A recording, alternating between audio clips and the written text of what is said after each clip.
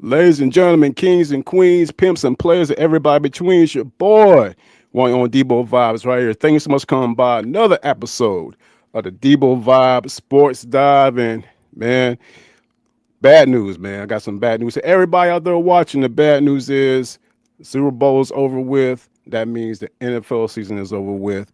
And that tears me and my homeboy apart. If y'all wonder who my homeboy is, y'all already know what the deal is. You know what I'm saying? He's been my ace for a couple of years, man. My ace Boo Coon. You know what I'm saying? My big joker. We playing spades, all that good stuff, man. It's the one and only CJ from CJ and Reese. What's going on with you, dog? Man, I can't call it, man. Appreciate you having me. You know what I'm Oh saying? man, for sure, for sure, man. You as heartbroken as I am, man. The NFL's over with, dog. Yeah, man. I mean, I'm a sports fan to the heart, but when it comes down to it, man, the NFL is my heart, man, and having it, you know, come and go the way it do, it's heartbreaking every year, man. I mean, it's how fast that season went was just crazy. You know what I'm saying? And really didn't expect to see the Eagles hoisting the Lombardi Trophy, but Mm.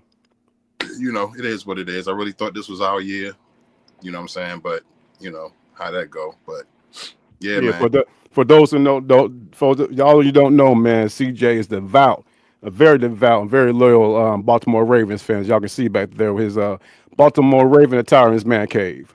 Yeah, man. Big time, man. They my boys. But we'll be back, you know what I'm saying, next year, even strong. I'm sure we'll be right back in the playoffs, and hopefully we can get it done next year. We'll see.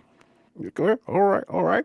Well, the season is over, but we're doing a real quick recap of the going ons that happened in the NFL season, and a lot of good stuff happened. A lot of had some records broken, but a lot of some bad things happened with a lot of awful teams as well. So a little bit of yin and yang, you know what I mean. So what we're going to do for you guys, we're simply going to go over each division, each team in each division, how those teams did this past year, what's to come next year in the 25 season, and some thoughts and opinions in reference to that. And once we're done, we might do a little old school thing for the NFL. And of course, we got to talk about Super Bowl. After that, y'all, we out. You know what I mean? So, with that being said, let's go ahead and go straight to it. We're going to touch on first the AFC East.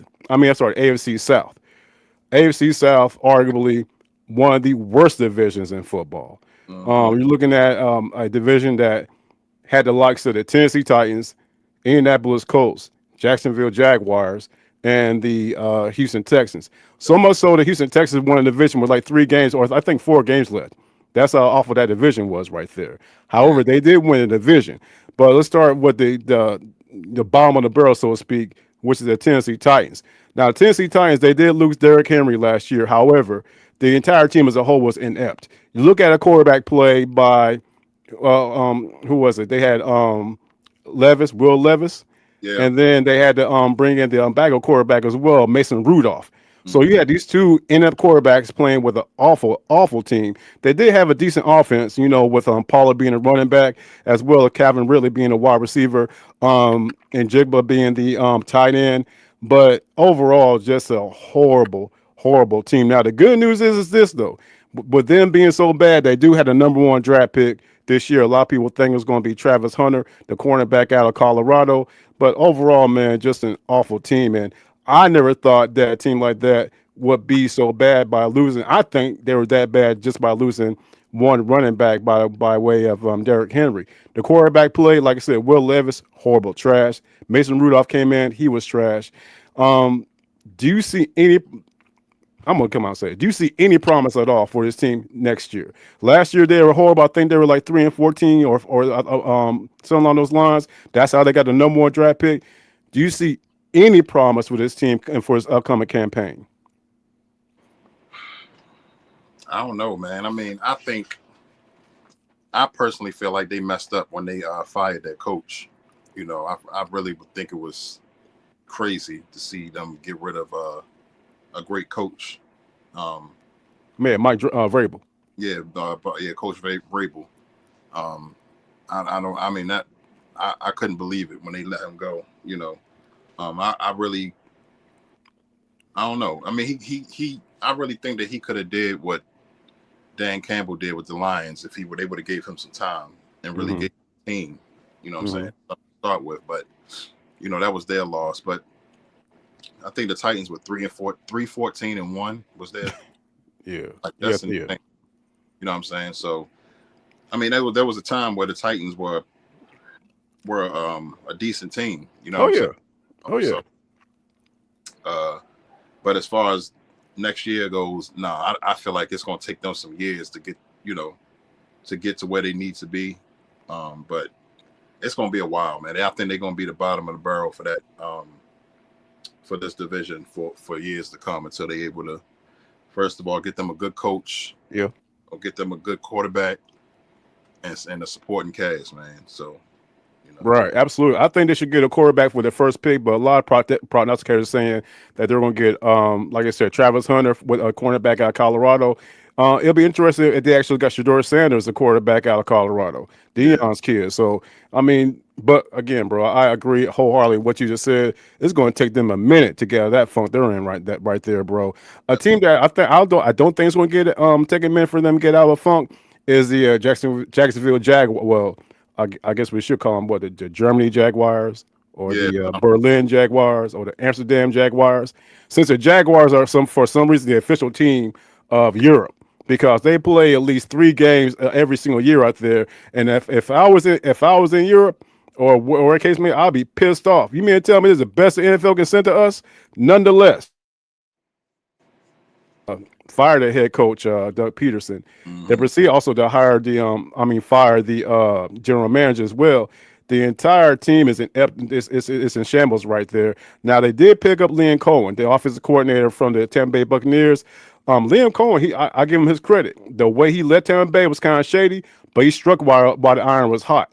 He's a hot assistant coordinator. He made his way up there.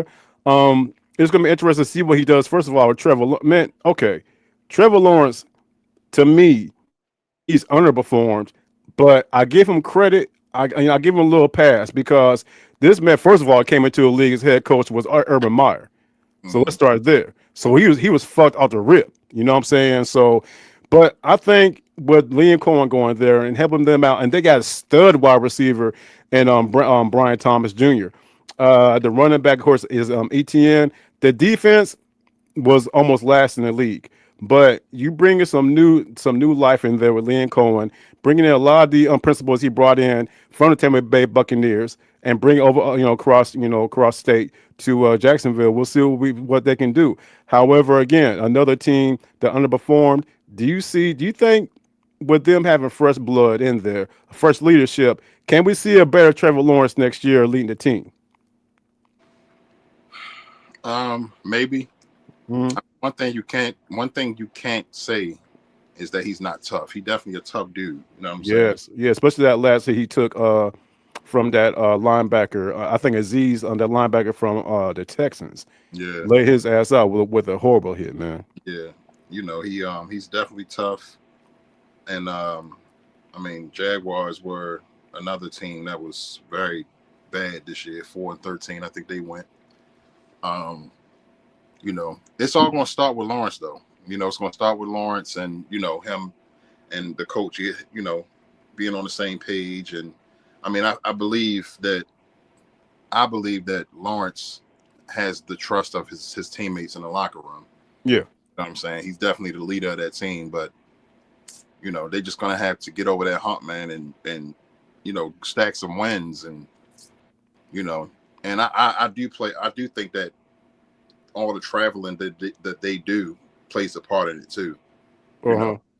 So, but I mean, they're the team that the NFL has chosen to be the guinea pigs going to all of these different countries and all of that. So, but yeah, it's going to, like I said, man, not to be long winded, but it's going to start with Lawrence and the coach, and you know, having that team, that locker room, believe in them and what they bring to the table. And Lawrence going to have to eventually, man, show that he can,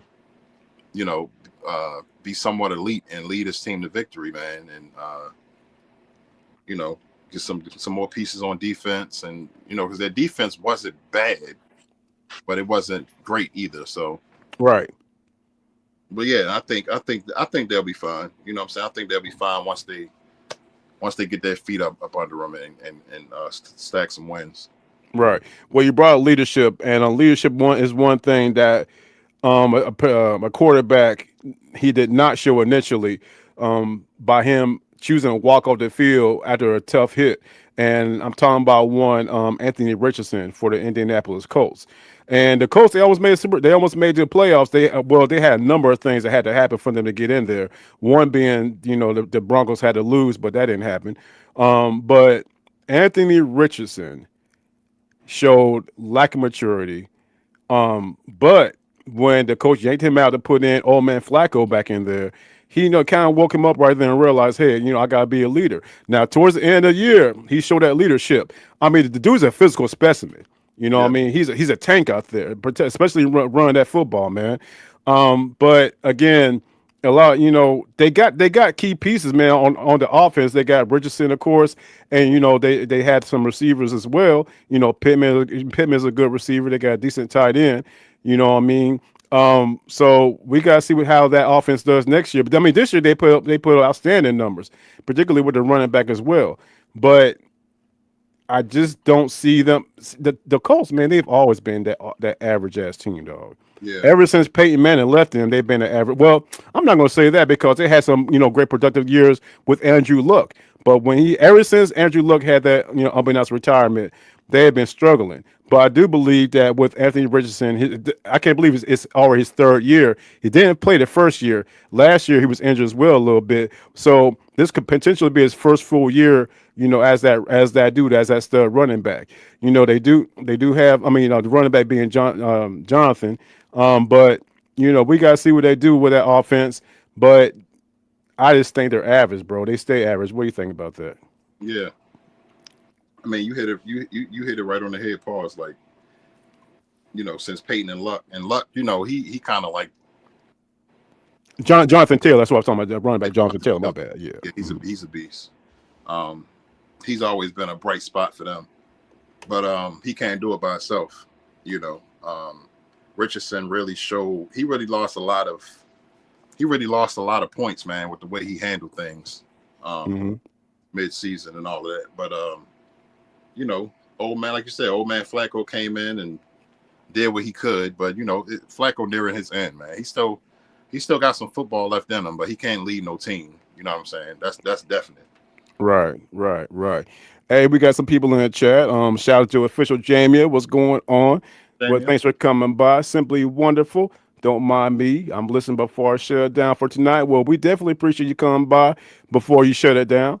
Joni, what's going on with you, Joni? How you doing? Thank you for coming by. Vibing out me and CJ. Thank God for coming by. We was talking a little bit of football. We're lamenting, we're grieving, so to speak, with the end of the football season.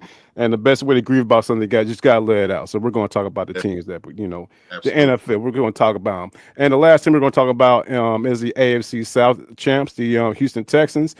The only thing about the Texans, hey, shout out to them. Back to back AFC South champions. D'Amico Ryans is doing awesome things. But I was interested to see the regression of CJ Stroud. The first year he was all everything. Last year he hit that sophomore slump where he was doing so good. Now he did lose some receivers. He lost Tank Dell with that gruesome injury against the Kansas City Chiefs, man, even though he caught the touchdown. And also Joe Mixon was a little bit injured as well.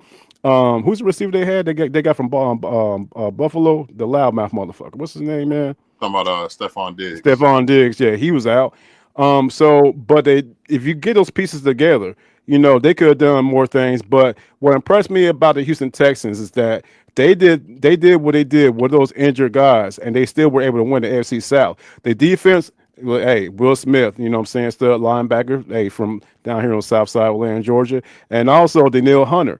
But they just need a little bit more to win. They got fucked over in that playoff game against the Chiefs.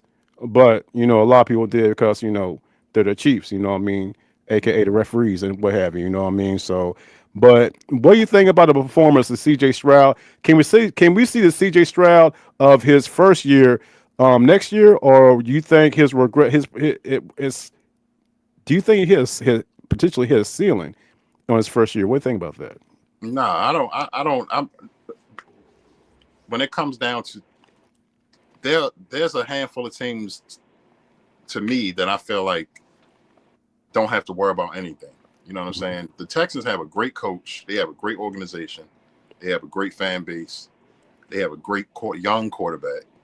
You know what I'm saying? He just got to CJ Stroud got to get out of his own way. That's his problem. Mm-hmm. I feel like me personally, I feel like his nerves get the best of him at times. You know what I'm saying? He start thinking too far ahead and start panicking a little bit. And and it shows in his play. Like he makes some questionable throws and, double coverage throws and stuff like that. Like he's a very smart quarterback, very smart. He's very elusive. Um, he's very mature for his age. And he's definitely a leader of that team. But I personally I don't feel like they have anything to worry about. I don't know how long my man gonna be down there. Took that gruesome leg injury from his own teammate. Mm-hmm. I don't know how long he's gonna be down, but I mean, if Keaton Mitchell for the Ravens can work his way back after that gruesome injury he took, Right. I'm sure my man can do the same. It was good to see him up on his feet. You know, for the playoff game, coming out on crutches and all of that good stuff. Mm-hmm. But Yeah. Back to back years, man. He fucked his ACL up. Tank Dell. yeah, man, yeah, it's gonna be tough to see if he can even make it back, man. But other than that, man, I don't really have much to say about the Texans, man, except that the same thing I would say about my boys. Like, see y'all next. They're gonna be fine, man. They're gonna be good. They're gonna be right back where they were next year, right in the playoffs. Mm-hmm. Here's the thing. Before we move on to the AFC East, I mean AFC West, excuse me. Bobby Slowick, the offensive coordinator for the Texans, was the hottest thing last year. Not last year, previous year. Mm-hmm. CJ Stroud's rookie year. Everybody wanted Bobby Slowick to be their head coach. This is why I say you got to strike where iron's hot. Bobby Right, Slowick was loyal to the Texans. Said, "I'm not going nowhere. I want to be here to see CJ Stroud's progression, and just be with him through us. For now." Well, the Texans' offense wasn't all that last year, and guess what happened? They fired Bobby Slowick. right, So you're looking at within 12 months, Bobby Slowick being the hottest thing in the NFL for a potential head coaching job to being out of a job. So that lets you know right there, bro. Like, and great coordinators, they come and go, but it's you can't sit there and be loyal to a team because at the end of the day, that team's not gonna be loyal to you if you underperform, unless you want these great names out there, like what I'm saying, like back in the day, like a Monty Kiffin, what I right, mean, or Tom Moore, offensive coordinator, all those years in Indianapolis. right. You got if once you're hot commodity, you gotta go out there and shop yourself and get that and get that bag, so to speak. Because Bobby Slowick chose not to, and now he ain't got no job no more, bro. Yeah, I mean, and also like there are coordinators that are household names, which is pretty impressive if you think about it. Because if you're not a head coach or a quarterback or even a defensive coordinator, you know what I'm saying? It's hard to make a name for yourself. Not even make a name for yourself, but to be a household name like a Tom Moore, that was a household name. I mean, that's Right. Peyton. He was the machine behind Peyton Manning all those years, and For sure. For you know, sure. Monty Kiffin. That's another how that's a juggernaut. That's a name that's known. What's my man name? Longtime defensive coordinator for the Steelers. Oh, Dick LeBeau. Yeah, Dick LeBeau. Like that's a household name. You know what I'm saying? So but I mean, until you get your name out there, man. I mean, I get it. You have a nice year or two with a team, but you got to go get that bag, man. When the opportunity presents itself, you know what I'm saying? And Mm-hmm. I understand trying to be loyal, man, but it's been a lot of teams. I mean, been a lot of teams with great coordinators that had that coordinator for 1 year. I mean, the Ravens is a prime example, man. We done had a lot of our great coordinators snatched from us after 1 year. You know what I'm saying? So, but yeah, you gotta go get that bag, man. Like you said, you can't be loyal to a team that's not loyal to you. Right. True that. Let's go ahead and move on out west, man, to the AFC West. And one team that, well, not necessarily a team, but one quarterback that impressed me. That I'm not gonna lie to you. Once this team drafted this quarterback, I'm like, man, this dude, man, he gonna be average at best. If he makes a team, he might be a backup. But this dude did this damn thing, man. I'm talking about the Denver Broncos and one Bo Nix, man. And of course, the Broncos being coached by Sean Payton. I don't know about you, dog, but when I look at Bo Nix, his stature, his height, the way he throws the ball, the way he runs the ball, his overall command of the offense. You think about that. What other quarterback does that remind you of that was coached by one Sean Payton, bro? Oh, Drew Brees. Breeze, of course. Yeah, it's only one. Yeah. Hmm. Yeah. So, but the Broncos for the first time, I think, golly, man, for a year. I don't want to say 10. It's been a long time, but the Bronc, I think they made it in 2015. If I don't know, man. The Broncos finally made it to the playoffs. Now, Buffalo handled that ass. You know what I mean? But they did make the playoffs. And the whole thing about their progression is that they decided to cut bait with Russell Wilson, take that serious dead cap hit, but say, you know what, it is what it is. Let's go ahead and build this team around Bo Nix. And but that defense, though, man, that defense was solid, man. Behind Patrick Surtain Jr., the linebacking core with Nick Benito, a solid defensive line. Now, of course, we're talking about a division that has the Kansas City Chiefs in it. But from what little I saw of the Denver Broncos, they look like a team that could be reckoned with. Now they do the whole running back thing running back by committee thing, but I don't know about you, man. I will never doubt Sean Payton, his ability to bring a team up, and he did with the Denver Broncos when everybody thought they were going to be down. And that team, man, we're talking about a team last year, man, that lost like what was it, 70-3 to the Dolphins. And you look at this team now, man. I think the sky's the limit for them. What do you think about the Denver Broncos and their progression, bro? Well, like you said, man, it all starts with Sean Payton. You know, I didn't know how I didn't know how that relationship was going to work. You know, with the Broncos and him. You know, but he came in there, man, and he let them know, like, man, this is, I'm Sean Payton, and this is my team, Mm-hmm. and either y'all gonna be with it or you're not. He didn't Right, right. look from the get go. You know what I'm saying? That was clear. He did not want Russell Wilson to be his quarterback. Oh, he made that shit obvious, bro. He made it Like in front and like on the field, like in front of public and everything, dog.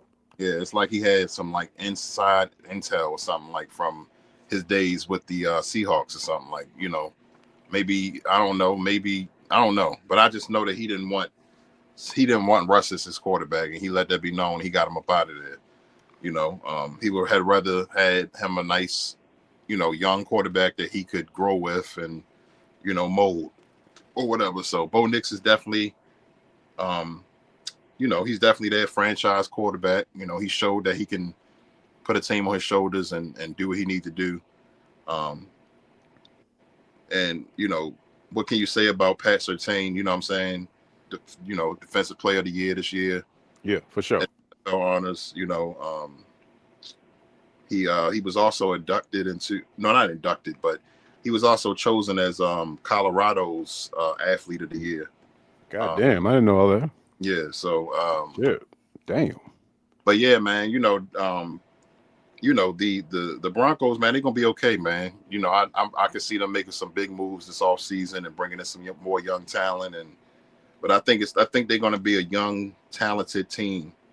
And I mean, you couldn't have asked for a better coach. I mean, Sean Payton has been one of the best coaches of our time. You know what I'm saying? With his brilliant years with him and Cool Breeze. So, but yeah, the Broncos gonna be fine, man. I don't see that's another, like I said, a handful of teams when it comes to teams that I'm not worried about. They definitely one of them with the Texans. Right, for sure, for sure.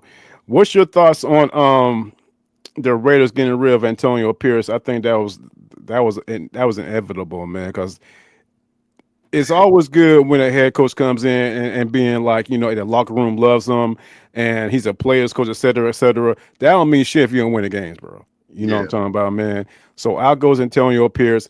In comes one Pete Carroll. How about that, bro? Pete Carroll, man, is in Cincy coaching those Raiders up right now. And now last year, like I said, they didn't do so good. Their quarterbacks, they went through Gardner Minshew, uh, Desmond Renner, fuck him, uh, and I forgot who the other dude. Man, who's the other dude's name they had? Man, McConnell. McConnell, I think was their other quarterback, man. So they definitely are in need of a quarterback. But let's talk about real quick, man, before we move on. Pete Carroll, man. I love the fact that they got him as an interesting hire, but the NFL, in my opinion, does need Pete Carroll, bro. Oh, by the way, Ruby Spot, what's going on with you? Appreciate you coming by, Ruby. Um, you know, he's just, I think you can put Pete Carroll in there with that same pool as a Sean Payton. Hmm. You know his glory days, of course, with the Seahawks and all of that stuff. But um, I just feel like when it comes down to it, man, the Raiders that is a historical, legendary franchise, man. You know For what I'm saying? sure. Hell yeah. Um, so you know, um, having a great coach is a must. Antonio Pierce just wasn't it. He just wasn't it. It was a nice little story in the beginning and all that good stuff, but it just was no, it wasn't it. Um, and they've had a very interesting. It's been like a very interesting coaching carousel. If you could, if you would, Very, extremely, bro. Oh, the past couple years, hell yeah. it's You ain't been great. lying. So I mean, they started with it started with Chucky, of course. Hmm. You know what I'm saying? But that didn't work out because of some emails and some crazy. Right, yeah, right. And then so yeah, And Antonio then Josh McDaniels didn't work out. McDaniels, that was a waste of damn time. He's an offensive coordinator. That's where he needs to stay. And then Antonio Pierce. Now you got Pete Carroll, man, and he their coaching staff right now is, they got Chip Kelly. Chip Kelly is going to be the offensive coordinator. I didn't Um, know that. yeah, he's going to be the offensive coordinator. Patrick Graham, defensive coordinator, and Tom McMahon, special teams coordinator. So, Okay. I mean, I guess we're going to see how that goes. But, Pete Carroll, man, it's Pete Carroll. We're going to see what he can do with it. See what they do, as far as like, I'm sure it's going to be a quarterback, competition going on or whatever. See what happens, man. But, Pete Carroll's a great coach, man. We're going to see, we're going to see what he do with them boys, man. But, you know, it's the Raiders, man. You gotta get them Raiders on the right track, man. Yeah, man. Speaking of great coaches, dog, there's another great coach out in La La Land, man, and by the name of one Jim Harbaugh, man. He's the other Harbaugh. He's on the left coast. Yeah, your boy John's on the east coast, man. And he had a in my opinion, he had a very impressive first year as a head coach, man. Um, he has his own philosophy. The players brought in, um, and they wound up in the playoffs, man. I don't think the Chargers been in the playoffs in a minute either, man. So that's another team right there. Gritty team. The offense, under Justin Herbert, didn't have the great numbers that he's usually had, but Jim Harbaugh is a grounded out guy, man. So along with that offense he had and a great defense with Bosa, Khalil Mack, and the other guys they had, man. Jim Harbaugh, in my opinion, if you get the pieces around him, if he's able to get that core around him, then he can go deep, man. But again, he's in the AFC West one, with the Chiefs, man. But I was very impressed with Jim Harbaugh's first year. And what do you think about his performance in the first year, bro?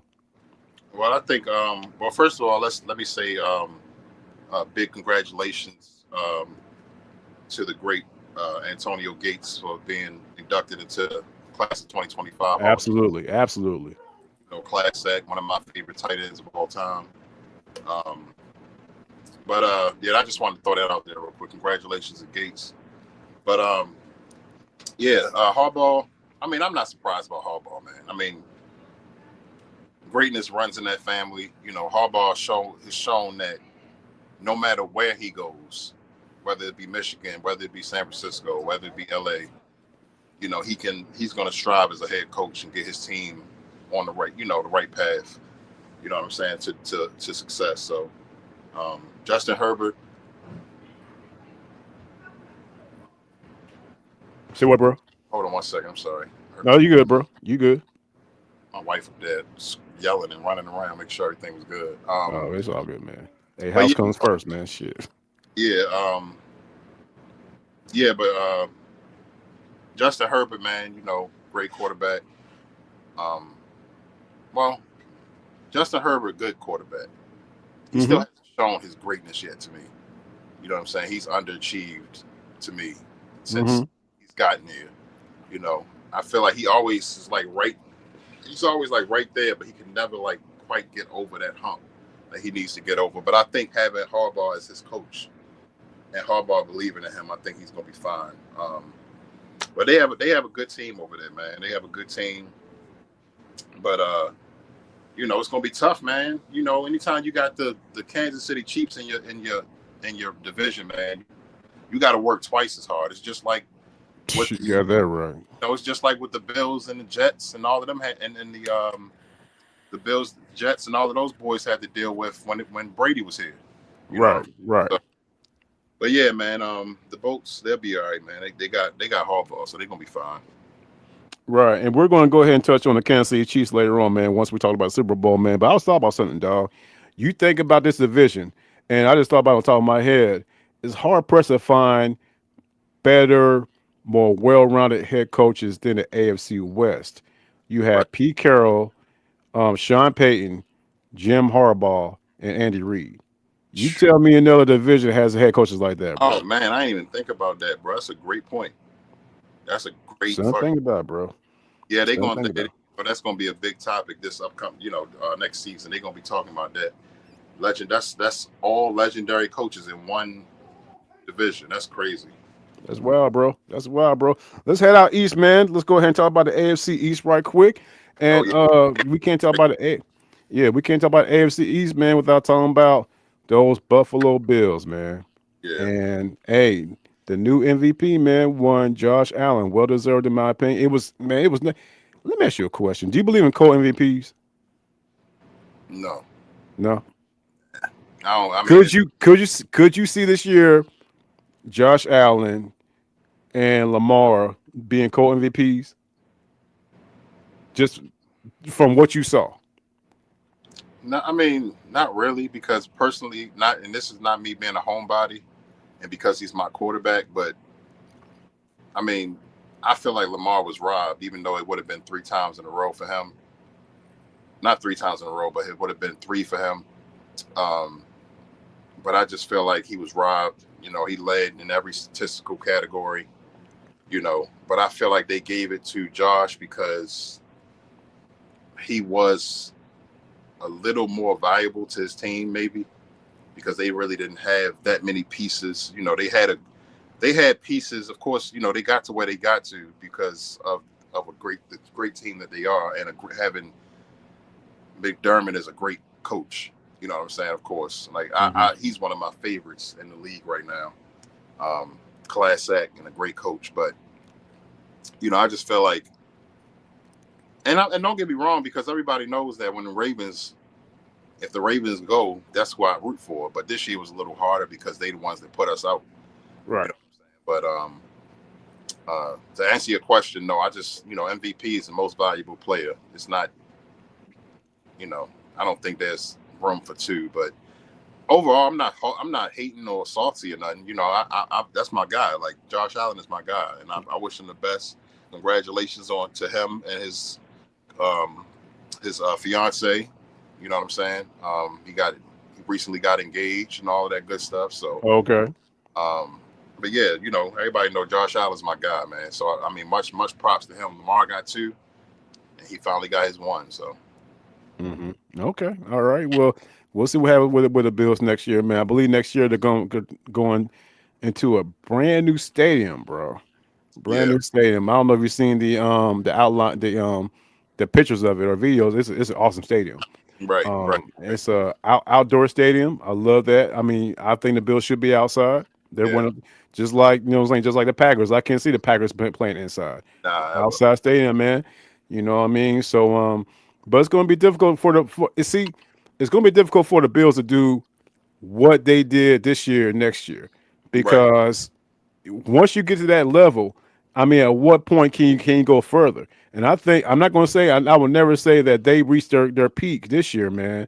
But with a team they had, with the performance that Josh Allen was doing, it's going to be hard to replicate that next year. But if anybody can do it, I think Josh Allen can do it.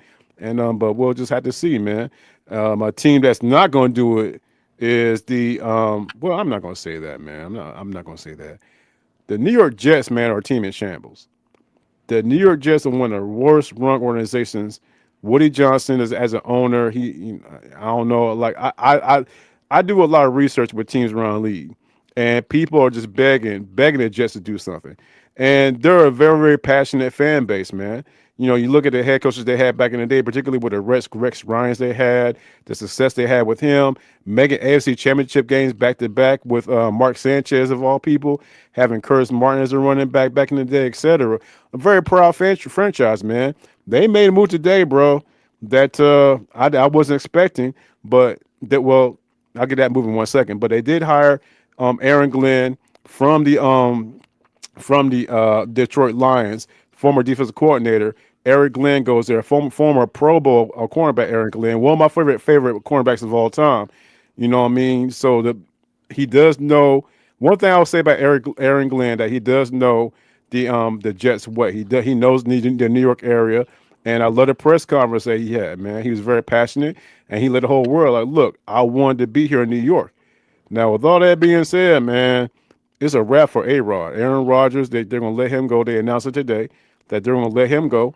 And that, you got to have a lot of balls to do that.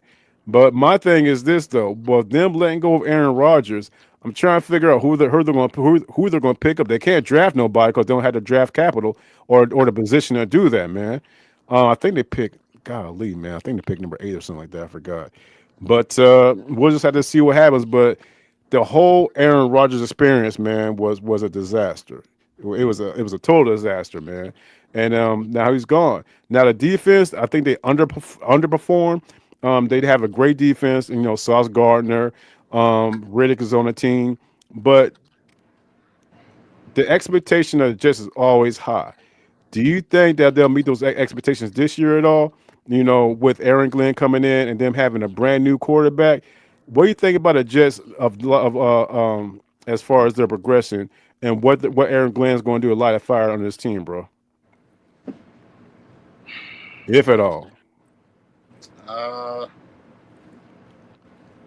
I mean, Oh, Jahad said they got an eighth pick. He said the seventh or eighth pick. Also, they could get a quarterback. So you never know, man.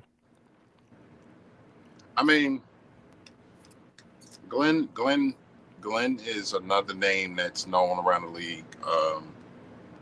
Not to make it about color or nothing, but it's always great to see another black man become a head coach. For sure. Um, and the fact that he has, he's coming from a defensive background. As a defensive coordinator, could be a big help as well. I'm sure he's going to still let his defensive coordinator, whoever it is, be whoever, do what they do. But as far as A Rod goes, man, he's one of my favorites of all time. But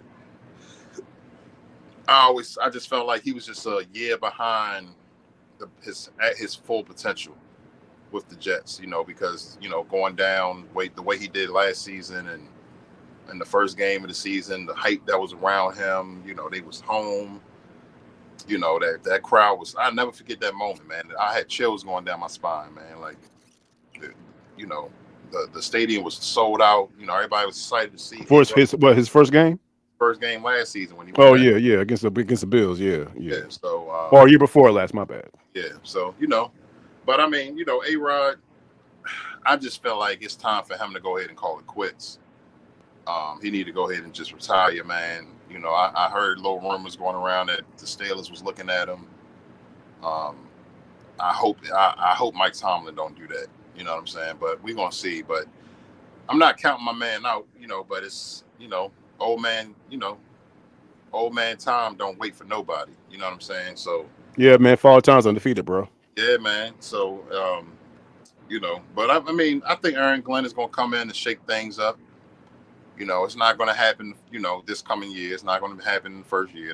They got some time, some years to do what they need to do with this team. But it's going to show this upcoming season, um, you know, if he can get the locker room behind him and his philosophies and all of that good stuff. So it's going to really start with Coach Glenn, and we just going to have to see what he able to do with this team. Right. I agree. I like to hire because, like I said, Aaron Glenn, he's a former Jet, and he knows the New York philosophy, New York Jet culture. So we'll see what happens with that. Now, one player I am concerned about is if we head on down south to Florida, man, is Tua Tagovailoa, man. This man is literally getting beat up in front of us, dog. Literally, and to be honest with you, dog, he could be like losing years off his life right in front of us on the football field. Now, he did everything he could last year. He wore the Guardian cap and everything like that sometimes to just prevent those blows, pause. But he still got concussions last year, man. So with the way the Dolphins are handling Tua Vailoa, do you think do you well for one, let me ask you a question. Do you think he should retire? From what you've seen over the past 2 years, do you think this dude should retire? It's tough to say, man, because when I look at Tua, I think he made me think about Troy Aikman. Okay. Oh You wow. know, Damn. Aikman was like the concussion king back then. You know what I'm saying? But he was a fighter, and it's great to be able to see him. Because I still say if Aikman would have took one more concussion, we wouldn't see him in the booth with Buck. You know what I'm saying? On Fox. You know what I'm saying? I think he would be laid up in the hospital somewhere or in a wheelchair. Mm-hmm. Honestly, but I'm glad that's not the case. For But sure. concussions are very, very serious, man. And what I don't like about what I don't like about the Dolphins organization is how they just seem like it just seemed like to me sometimes that they just don't care. You know what I'm saying? Right. Right. They throwing him back out there, and now the good thing is he got the whole off season to get himself together and get some. Maybe I hope they send him to see some specialists and and all that good stuff, man. But what I will say is this: I don't think that he should retire right now.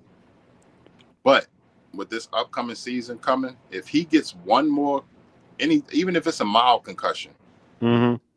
if he gets one more incident with the word concussion involved, yes, he should think about it, man. Because being that young, bro, you don't want to destroy your life, and you got I'm sure he got family and kids that he want to live for and be able to go to whatever little sports they got going on and all that good stuff. So yeah, Tua got to be careful though, man, because he's had some very, very scary injuries. You know what I'm saying? But as far as football goes, man, when he's good, he's good. Mm-hmm. Dolphins have shown their potential, even though Tyreek Hill has made it clear that he wants to get the hell out of Yeah, Miami. he totally wants out. He wants Yeah, he out, wants bro. He he wants ready out. tired of. I mean, coming from that winning culture in Kansas City, and coming to Miami and winning some, and then losing some, and continuing to lose. He don't like that. So, but he's coming off as a diva. But I mean, not anybody would be glad to be able to sign a Tyreek Hill. But anyway, man, as far as the Dolphins as a whole, man, they have a great coach. Oh Uh, hell yeah, man. Yeah. I love McDaniel, man. yeah, McDaniel's a great coach, and they have a great organization, great fan base, and they have a great quarterback, man. As long as he can stay upright, and I think they're gonna be fine too, as long as he can stay upright. Mm-hmm. Okay. All right. Now, as far as a team that has done nothing, and I'm talking about the New England Patriots, I think Gerard Mayo had no business being a head coach. Facts. I think it wasn't fair on him. I wouldn't even took the position. To be honest with you, if I was Gerard Mayo, because I mean, for one, I understand that he was understaffed. I think he was a DC defense coordinator or linebackers coach. Or he was on the staff in one capacity, but he was way over his head, and the results showed. Robert, you know what I'm saying, Robert Kraft, he even admitted that she said I should never I should never do that to Gerard Mayo. It is what it is. Now bring in Mike Vrabel. You know what I'm saying? Mike Vrabel, he was on all those Patriot teams and won Super Bowl along with Tom. So we had brought Mike Vrabel coming in, installing that Patriot culture, the quote unquote Patriots way. And because Mike Vrabel did great things down there in Tennessee. He did great things with what he had. You know what I mean? So you look at a guy who was with the Patriots all those times, and you put him in there as a head coach, has head coaching experience, and did a great job as a head coach down with the Titans, bro. It's going to be real interesting to see what he does there. Um, but as far as last year concerned, last year was a total disaster. But they did see gleams of hope with Drake May, the quarterback they got, man. So a second Drake May will be coming in with his second year. They got some good receivers, young receivers as well, with Pop Douglas as well as McMillan, man. I believe was it McMillan? I forgot who it was. The other guy they had, man. But I know for Pop Douglas is there. So we'll see, and of course they got all pro Gonzalez, the all pro cornerback Gonzalez too, man. But I'm not going to sugarcoat shit, dog. They're not going to do anything, dog. No, they're not. The division that they're in, it, nah, we will once Josh Allen retires, I guess, you know what I'm saying. Then we'll see what happens. But I see nothing going on with the Patriots. So I'm just talking about it because they're in the AFC East right now. To be honest with you, dog. So that's the only reason I'm bringing them up, man. But I don't see anything going on with the Patriots. We'll see what happens with Mike Vrabel as a head coach. But and his schematics, etc. But it's going to be a long time before we see the Patriots of old. And when I say Patriots of old, I'm not talking about them being nonstop, in there every Super Bowl every year. I'm talking about just as a wild card team. If that, we talked a little bit about how it's going to take a while for a team to get back to where it should be. And I think the Patriots, man, we may not see the Patriots in the playoffs for a while. I'm saying just because of the division that they're in, we got the likes of Josh Allen. There's not going to be a wild card team coming out of the AFC East because of how they are.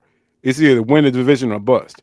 And with the Bills playing the way they are, I don't see any team in the AFC East going to the playoffs anytime soon, other than the Bills. Maybe the Dolphins, but yeah, the Patriots, man, it's not happening in my opinion, man. Nah, the Patriots are way behind the ball, man. And Gerard Mayo, like you said, shouldn't have been no head coach. It's time for Robert Kraft, old ass, to go sit down somewhere and get a massage somewhere. Yeah, seriously, man. Like, it's time to turn that team over to whoever you sign or whoever the fuck you're gonna turn it over to. Go sit your old ass down. You know, Drake May, I guess. You know, Mm-hmm. Jacoby Brissett as their secondary. You know, I mean, it's just I don't know, man. I don't know. You know, now Ramondre Stevenson. You know, he cold, bro. He real cold. He's they got their quarterback. You know, they got their quarterback. I like the Mario Douglas, wide receiver for them. I think they have some young talent, but it's all going to start with the head coach, and you couldn't have brought in a better head coach. You know, I touched on Vrabel earlier, pause with the Titans earlier. I think Vrabel's going to come in there and do some special things as long as Robert Kraft lets him do it. But Robert Kraft doesn't come off as a Jerry Jones to me, so right. I think he's going to be able to do what he needs to do. I can really see something special happening with the Patriots, depending on their offseason moves. Okay. And that's all starts with Coach Vrabel, who's one of my favorites, man. So to not be too long-winded, I just think it's going to start with Vrabel and Kraft letting him do what he needs to do. And they got a lot of work to do, man, this offseason, though. They're going to have to really, you know, it's not going to be an overnight success story, but I think the next maybe 2 or 3 years, man, I think the Patriots may be at least another, decent team. But they will never get back to the Patriots of old. That's never happening. No, I think no team will ever do that, bro. You know what I mean? We got a sample of it with the Kansas City Chiefs, and to be honest, we still are. To be honest, I mean, the Chiefs have won 3 Super Bowls in 5 years, man. So but yeah, man, I hate to do this to you, bro. You know what I'm talking about? I was going down the line of the division and everything, and we've came to the AFC North, dog. Right. And we coming to your boys, man. The Baltimore Ravens. Hmm. Great season, bro. Great season. Great season. Um, but you're in Baltimore. You're a Baltimore guy. Baltimore Ravens through and through. I already know your thoughts about what happened. You know what I'm saying during the Bills game. You know, is it Andrew's fault you guys lost? Is it Lamar Jackson's play as we all saw the game. I think as an overall team, they just came not ready. Um, but the whole year you've been watching this team, the Hmm. Baltimore Ravens, and like I said, CJ, so he's in Baltimore. He's a Baltimore Ravens fan. If you can't guess by seeing everything behind him, Right. um, talk to us a little bit about the Baltimore Ravens as a culture, man, and see the Baltimore and how this devastating it was for you guys to get so damn close, man. Because like I know the Ravens with John Harbaugh, future Hall of Famer, in my opinion, no doubt Hall of Fame coach. Hmm. But it seems like outside of the Charm City, it seems as if man, you guys get in playoffs and then nothing happens, man. What's your assessment of this year, and what do you think the Ravens got to do to make it to that next level, bro? Honestly, it's to me, it's just nerves, man. I think it's nerves. Lamar, Lamar, Lamar shows year in and year out that he can do this thing. He shows us that he can. He's a leader of of men, and when it comes to being a quarterback, Harbaugh is the same. I know a lot of our fans want him out of here, but I mean, I like Harbaugh. Which is what? But okay, I mean, which is stupid. Yeah, of course. Which I is mean, because my thing is easy. It's always easier for get them out, get them out. Whenever a fan, I know fans short for fanatic, and when someone makes a statement like that, that means they're being fanatics. Okay, you get rid of Harbaugh. My question, then what? yeah. Come I on, mean, he man, would he would be hired before he touches his the handle on his car door. for You know, sure. so but I'm not one of those fans that always. I mean, I don't. I've never been one of those fans to say get rid of Harbaugh. I mean, yes, he's pissed me off with some of his calls in the past, but I mean, looking across the league at teams, that would there's teams that would die to have John Harbaugh as their head coach. You know what I'm saying? But as far as Lamar goes, I think it's just nerves, man. It's got to be like he's shown he can play the game. The Ravens have shown that they can beat any team. You know what I'm saying? It doesn't matter who you are. We have shown that we can beat anybody and everybody. The Ravens don't lose games. The Ravens beat themselves. The Ravens beat themselves against the Bills. You know what I'm saying? Okay. Bills didn't outplay the Ravens. Statistically, the Bills wasn't better than the Ravens. You know what I'm saying? Mm-hmm. Josh Allen only had 100 and some hundred, Like some 160 yards. Like yeah, like some, yeah. some mediocre ass numbers. You know what I'm saying? So it wasn't like he was out there And he being, got most of that like one pass. He had like a 50-yard pass. You know what I mean? it Yeah. was So yeah, I feel you. Yeah. nothing special. It was just the Ravens beat the Ravens. Lamar had those costly, the fumble and the interception, and Mark Andrews with in the pivotal moment to drop that ball in that end zone, which killed me, man. Like it was just a crazy, crazy, crazy time, man. And we came up short again. You know what I'm saying? Came up short again against a great team. But that was supposed to be us sending the Chiefs home in the AFC Championship. They shouldn't even have made it to the Super Bowl, as we saw, which we'll touch on later. But yeah, my boys, man, they just. I mean, you hear a lot of analysts say it, man. The Ravens don't lose. The Ravens beat themselves. Teams don't beat us. We beat ourselves. Mm-hmm. You know what I'm saying? And it's always because of faults of our own. You know what I'm saying? So I can hang my hat on that. And as long as we can fix that, the Ravens can literally be unstoppable. You know what I'm saying? If they can stop beating themselves and making these dumbass mistakes and catch the ball, or stop, Lamar just get out of his own way and be the elite quarterback that we all know that he can be. Well, he is an elite quarterback, but just gotta hold on to the ball, like the little things, you know, and penalties. Penalties. The Ravens led the league in penalties this year. You know, Damn, God, I know that penalties shit. and penalty yards. You know, we got to definitely fix that. And unfortunately, man, when it comes down to it, man, the Ravens, this team is not going to be the same. I mean, we're going to have some missing pieces. I mean, Ronnie Stanley might be out of here. You Mm. know what I'm saying? He might be out of here. You know, as far as it's a business decision. You know, money is money. We got to be able to pay these dudes. You know, so, um, but yeah, man, we'll be back, man. At the end of the day, the Ravens will be back, and it's not like the other three teams are a big threat. You know, only ones that really scared me are the Bengals because of Joe Cool, and I'll touch on him once we get to the Bengals. But yeah, the Ravens is cool, man. We'll be all right. Okay, all right. Yeah, I mean, you guys. I mean, as a whole, as a core team, you have one of the best teams in the NFL, Mm-hmm. offensively and defensively. And you got great young talent, Zay Flowers, great young talent. Unfortunately, he couldn't play in playoffs because of that bum knee. Nate Wiggins, the cornerback you guys brought in, great talent. And of course, you got Hamilton, the all-pro safety that you guys got right there, who could end up being well. No, I ain't gonna say all that. I was gonna say he could be one of the best safeties you guys have had, but I don't think anybody would ever be better than Ed Reed, man. Well, yeah, I mean, but you said one of, so that's a true statement. One of them, Okay. yes, yeah. Okay. Okay. I mean, Okay. y'all see it behind me right here. Yeah. I'm seeing it. Yeah. Yeah, man, Yeah. that's my guy. That's my Yeah, guy. man. Hey, man. Straight, man. I don't know if you knew him, man. He's an Atlanta Mm-hmm. native, bro. You know what I'm talking about?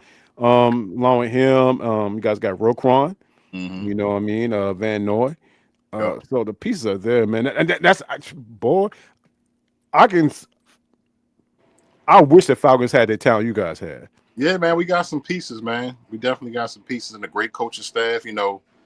Um, you know, Harbaugh, being who he is, and then Todd Monken wanting to, he turned down a lot of he turned down a lot of bags, man, because he loved it here. He wanted to stay here with us, and he loved what he does, man. He loves being an offensive coordinator. He loves working with Lamar and Derek and all of them guys, and so I'm glad, man, because I thought he was out of here, man. That's the story of the Ravens, man. We get a great coordinator, and they be out the next season, just like when we lost McDonald to the Seahawks, So Mhm. it's great to see Monken back, and that's a great thing.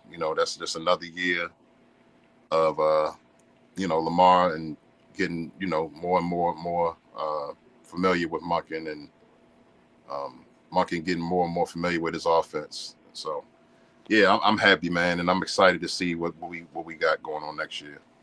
Right, right. Now you brought up Joe Cool a second ago, man, and the thing that what Joe Barrow did, man, along with Jamar Chase and that offense, man, in Cincinnati, it was amazing. And I can't, I just for the life of me don't understand how a team like that can start off like, well, I think they started off like 2-5 or 2-6 like that.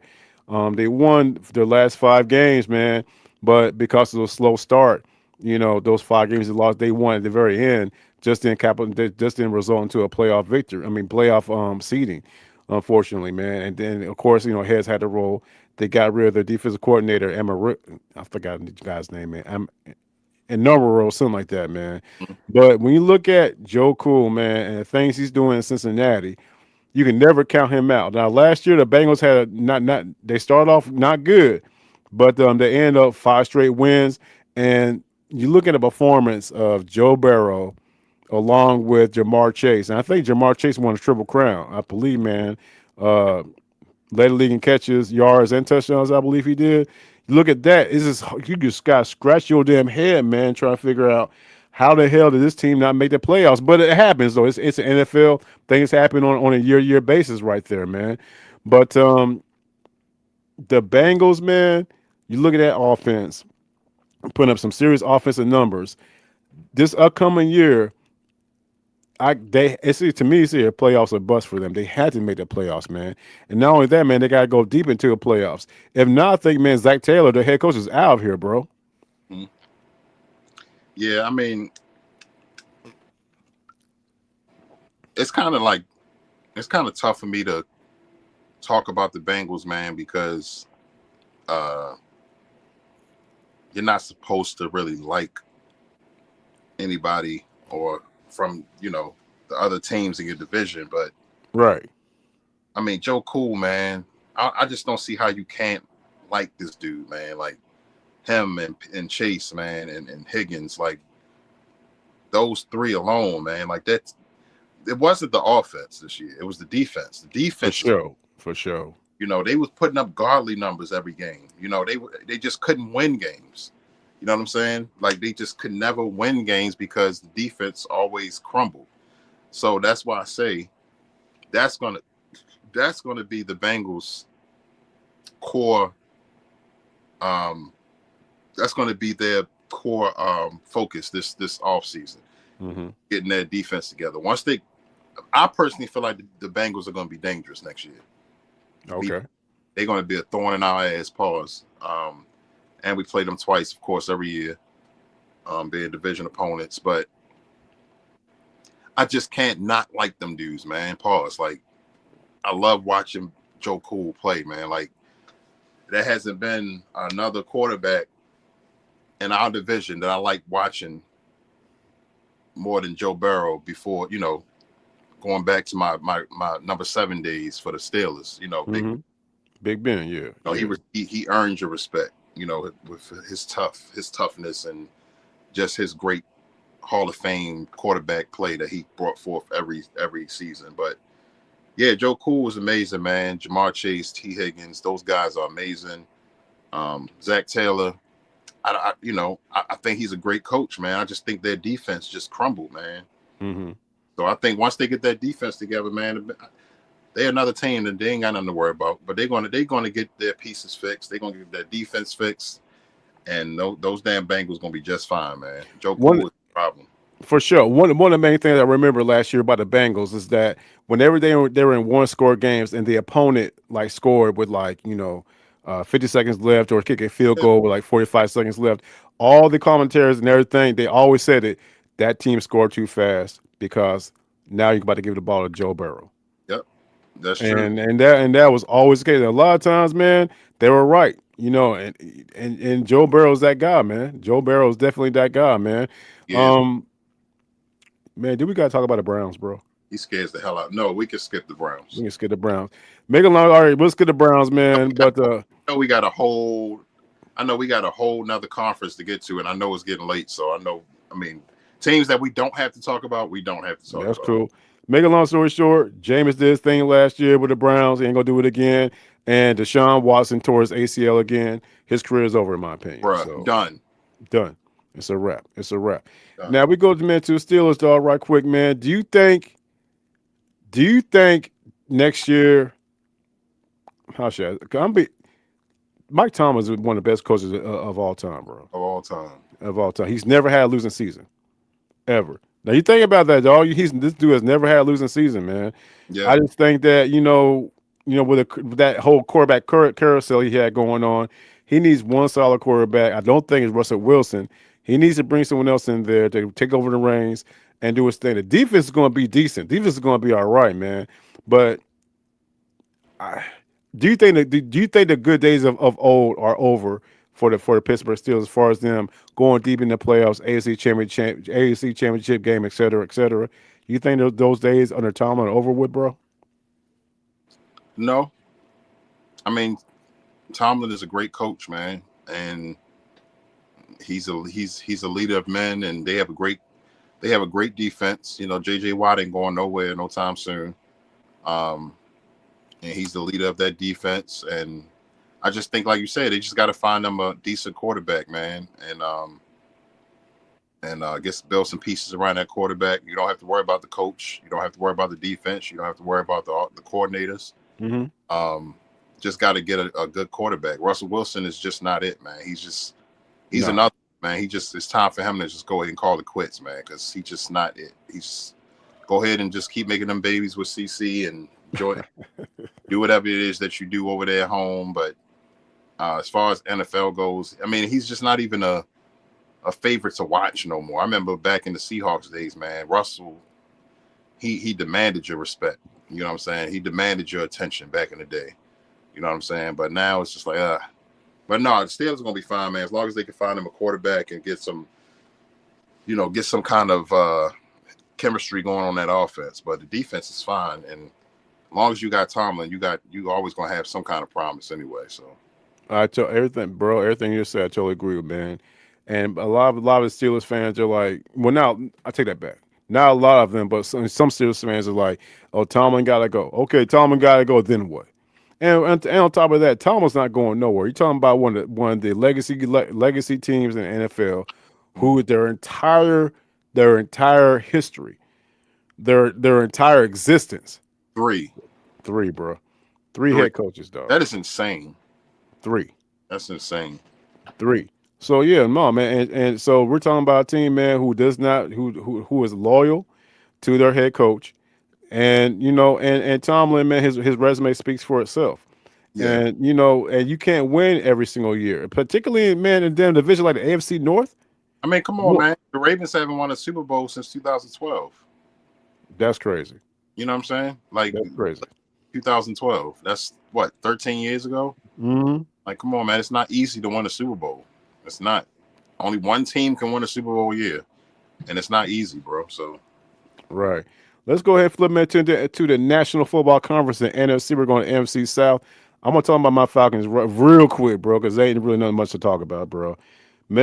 So and everybody who's watching this, what I'm saying, all Atlanta Falcon content creators, we know what the situation is going on down here. We started off 6-3, and we lost 6 of our last 8 games and missed the playoffs by 1 game. Problem is, we're going through an issue with Kirk Cousins, and the whole Falcons nation knew there's something going on with Kirk Cousins. He was injured. The whole world saw that he was injured. He kept on telling us, and what I'm saying, not just us, he kept on telling us, the media, etc., that no, I'm fine. I just got to get out of this rut. Well, come to find out, he finally admitted to Good Morning Football on NFL Network that he had an injured knee, injured shoulder, and an injured elbow, bro. You know what I mean?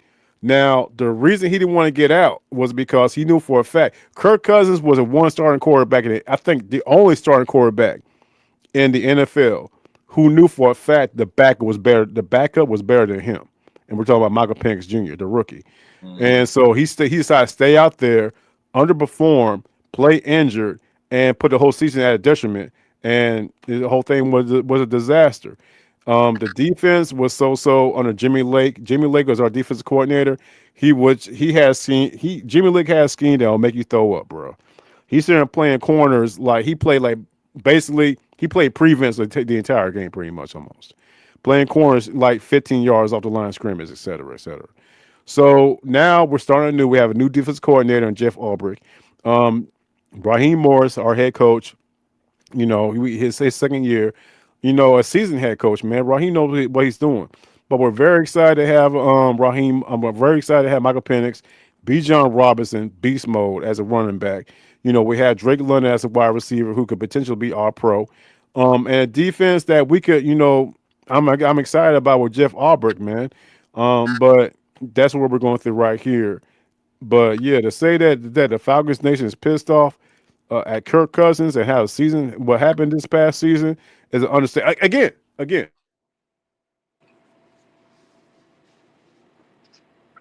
Can you hear me? Okay, my bad. Yeah, my phone's ringing. We had a team, dog, that should have won the AFC South, and we lost 6 of our last 8 games. Inexcusable, dog. So that's what we're going through right there, man. So hopefully, man. I'm looking at your team. I'm looking at everything, the jersey you got behind you and everything. And when I tell you I wish we were like that, dog, I tell you, I wish we were like that, bro. Yeah, I feel you. I mean, I really didn't keep my eye on the Falcons too much this season, as well as a lot of other teams, because at one point it was just like, unfortunately, it was teams that you saw promise in, and then it was just like, what the fuck? Right. So, but yeah, like you said, the Falcons started off great, and then to lose the 6 of their last 8 was just like, wow. You know what I'm saying? Because it was a moment in the middle of the season where it was like, damn, the Falcons look great. You know what I'm saying? And but it happens, man. I mean, look who just won the Super Bowl, and look at them last year or the year. Yeah, they got booed out the first round. Yeah, the Eagles got booed out in the first round by the Buccaneers. Yeah, and then the year before that, how they went down that slope at the end of the season. You know what I'm saying? And So it happens, man. You know what I'm saying? But Raheem Morris, head coach. You know,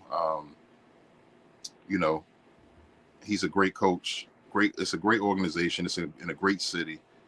Um, I feel like they're going to do some things. I heard that uh,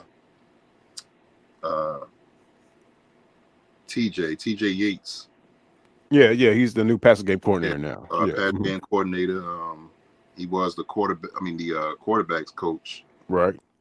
And then you had DJ Williams, um, getting promoted as well. I see that I like how they hire, promoting from within and all that good stuff. Hmm. It's a family oriented type of team type of thing. You know what I'm saying? So, but yeah, man, I think the Falcons would be fine. Having Morris as their head coach, and as long as they can get that quarterback situation taken care of and solidified, and just continue to move. But Kirk Cousins just wasn't it, man. You know what I'm saying? No, First of all, he can't even stay healthy. You know, at all. so yeah. But I think y'all gonna be fine, man. As long as y'all can get fill in the right pieces and fix what needs to be fixed, man. But I mean, Falcons is another legendary um, organization and team, man. So, and then being in Atlanta, man, that's big time as on itself. So yeah, y'all definitely got to get it together, man. Bro, we're ready. I'm Yeah. gonna tell you, we're ready, man. We are ready because one thing okay. Let's keep it real, dog. When you think about the Falcons, the first thing people talk about is 28-3. Mm-hmm. That's the first thing, and we're you know what I'm saying, which it is what it is. Yeah. But I always remind people, hey, yeah, 28-3, 23. Okay, well, yeah, 23. But who was the guy on the other side of the field we were playing?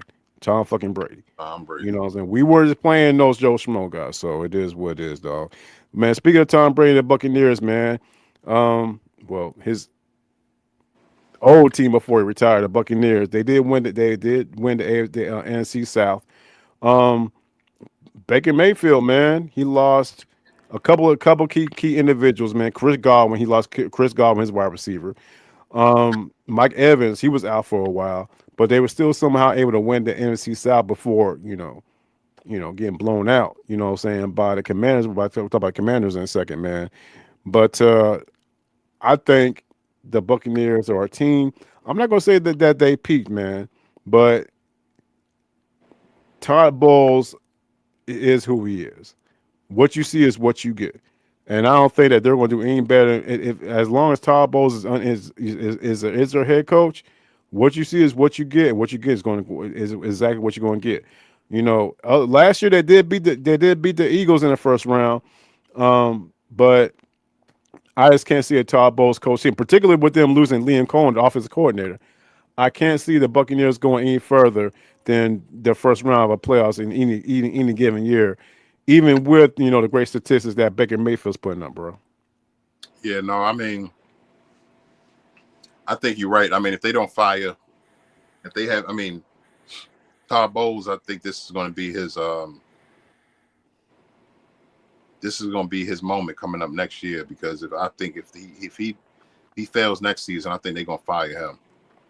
But Baker, who's been one of my favorites for years now, as far as quarterbacks go, his toughness, his leadership, um, his numbers that he put up, his grit, his will to win. He's always been one of my favorites, even back in his Browns days. Um, but uh, it was God being without Godwin and Evans, and still being able to do what they did, man. That's pretty impressive. So I think the Bucks are going to be just fine, man. They have a pretty decent defense. Todd Bowles is not a terrible coach, but he's not a great. Right. I agree. I agree with that. I agree. Um, I think they're going to be fine.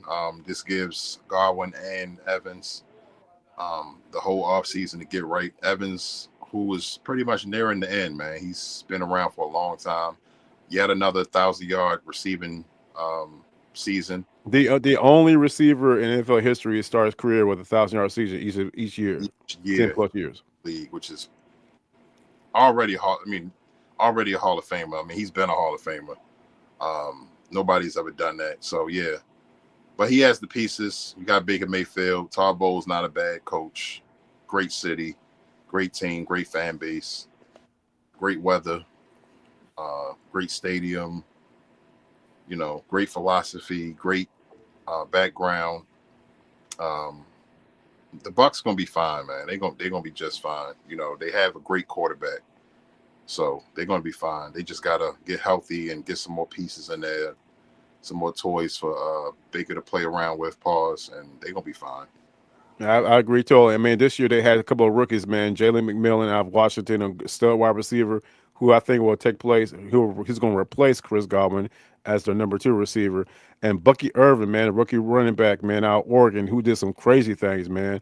He was out there, he was shaking fools like Barry Sanders, dog. So I agree. I agree. Offensively, they have a great core right there, and as long as you got Baker Mayfield, I don't put anything past them, bro. To be honest with you, Exactly. dog. So. Let's shift. Go ahead, and shift to the NFC North. This is crazy to me, and this that just lets you know that anything at any given moment can happen in the NFL. You had two of the best teams statistically, record wise, in the NFC North, with the Minnesota Vikings and the Detroit Lions. Both teams, both teams. One team, I think they were both. One was 15-2. I think yeah, one 15. I think they were both 15-2, or 14-3. Both of those teams, dog, got bounced in their first playoff round, which is to me is crazy. And I'm more shaking my head about the Detroit Lions because we saw what happened with the Detroit Lions 2 seasons ago when they lost to San Fran. They won the NFC Championship game. We saw what happened to them where this year we had the best record in the NFL, in the NFC, excuse me. They get bounced in the first round to the Washington Commanders. Commanders going there and blow their asses out. If not this year, win for the Detroit Lions. And on top of that, with the Detroit Lions losing Aaron Glenn and Ben Johnson, bro, it's not looking good. I think the best opportunity to go to the Super Bowl wasn't 2 years ago. I think it was this year. But the squad they had, and for them to get bounced in the first round, you know, if you're a Detroit Lions fan, a long suffering Detroit Lions fan, it might be a wrap, bro. You might not see a team that your team do anything for the next 50 years, bro. No, that's true. When it comes to the Detroit Lions, man, they was just like the feel good story for years. We watched the Detroit Lions be that team that lost every single season. You know what I'm saying? They lost and lost and lost and lost. Just a terrible team for years. Even back with, you know, I mean, of course they had the promise years when Matt Stafford and Megatron was there, but um, they still could never get over the hump. You know what I'm saying? So for them to finally find him a great coach in Dan Campbell, um, the monumental trade that happened between the Rams and the Lions Right. with Stafford and Jared Goff, which ended up working out for both sides. You know what I'm saying? I mean, Matt Stafford won the Super Bowl, and Jared Goff had to get his feet up under him, and now here he is with the Lions, and they've been doing damage, man. I mean, they're a great team. They're a great team, but to see them crumble the way they did against the Commanders was just embarrassing to watch. Didn't expect that, man. I really thought that the Lions would be, if anything, the at least the representative in the NFC Championship game. Um, but you know, as long as you have a coach like Dan Campbell who actually cares, a man that gets up on the podium and sheds tears when his team loses such a pivotal game, and you know, on a big stage against a great team who we'll talk about later soon, in the Washington Commanders. But I mean, it starts with up top with the coaches, man. You couldn't ask for a better coach than Dan Campbell, man. So Jared Goff, they're gonna be fine. Shout out to Jameer Gibbs, who had an awesome Oh, season. dude, hell yeah, man. Um, they have the pieces, man, to do what they need to do. And when it came down to certain things like bruh, their offensive line was massive. Oh yeah, yeah, one of the best. Yeah. Oh yeah, Panay Sewell, all them boys. Hell yeah. Bruh, they averaged the average height and weight for those dudes on that offensive line was 6'7", 350. So he had Monsters, bro. protection Monsters. and all of that. It was just, I think what ended up happening with the Lions were injuries. They had some key members that were out on that team all around, mainly on their defense, and I think they just got a little ahead of themselves. And also, you can't take nothing away from the Commanders, man. I think they just overpowered them and outplayed them. They came with a better game plan and all of that. So, I mean, not to be too long-winded, man. I think it's the Detroit Lions, man. They gonna be just fine, man. They gonna be fine. Shout out to I Dan Campbell, man. I salute that guy every year. That's one of big, my I mean, big time Dan Campbell fan, dog. Cause he fits Detroit. He fits, bro. You know what I'm saying, man? So big time shout out to Dan Campbell, man. And Miss Nisha, you're right. Yeah, you're definitely right. Detroit was very they were very beat up, bro. Yeah, they You know were. what I'm saying? They were very beat up. But injuries are part of the game. You know what I mean? So but and as far as Minnesota's concerned, hey, shout out to Sam Darnold, man, doing his thing, man. But Sam Darnold lost millions of dollars, man, Yeah, in the he did. last game of the season and that playoff game against the Lions. He This did. dude lost a lot of money, bro. He did. He did. Just watching that was just. I mean, but me personally, I'm not gonna lie. Like me personally, nobody. I mean, haven't really heard me talk about Sam Darnold. But I really never really. I just felt like it was just all the marbles were falling in the right places for him throughout the season, but he never really did it for me. Even back in his days with the Jets, it was just like, you know. Right. So, but yeah, you're right. He really his stock went way down with his play later in the season and into the playoffs. So, um, yeah, I mean, but me personally, if I was the Vikings, I would look at that as a blessing in disguise. Like, because just imagine if he would have took them to the NFC Championship, they would have been happy with that. Right. Right. You know what I'm Very. saying? But then they would have threw all this money at him in the offseason. And that Sam Darnold that showed up at the end of this season would have showed up next Next season season. after Right. making all that money. So it worked out for the Vikings. You know what I'm saying? I got a good friend that I went to Job Corps with that I've known for over 20 years, who was a big Vikings fan, and he said the same thing. He was just like, "Man, bro, I'm just happy they didn't throw all that money at him before he fucked up." You know what I'm saying? So, but yeah, man, the Vikings. I just can't put my finger on them, man. I just don't. I don't know. When it comes to them, I just don't know. They're gonna have to figure out that quarterback situation. I mean, the coaching situation is fine. I think they got a good coach, Mm-hmm. but they're gonna have to figure out that quarterback situation. But I think it's gonna be a while for the Vikings to get back on a good foot. Right. Well, they do have an amazing defense coordinator in Brian Flores, man, who I think he'll get another chance to be the head coach, man. I think he got Oh, screwed over with the Dolphins, man. The Dolphins ownership didn't like him, but the man's shown what he can do as a defense coordinator. He showed what he could do as a head coach down in Miami, man. So I think it's give him another solid season, man. You're looking at another head coach, man. As far as yeah, like his opportunity is concerned, bro. yeah, And going to the NFC West, man. You, I want to recognize Sean McVay, dog. This is why I want to recognize him, dog. The Rams started off. I think they started off like 3-6 or something like that, and they won like 8 of the last 9 games, something like that. And Sean McVay, to me, he came into the league as that the prodigal son, the child, the boy wonder, so to speak. right, And this dude has done everything, not everything right. He's once, saying he's won Super Bowl. Saying he's actually been to 2 Super Bowls.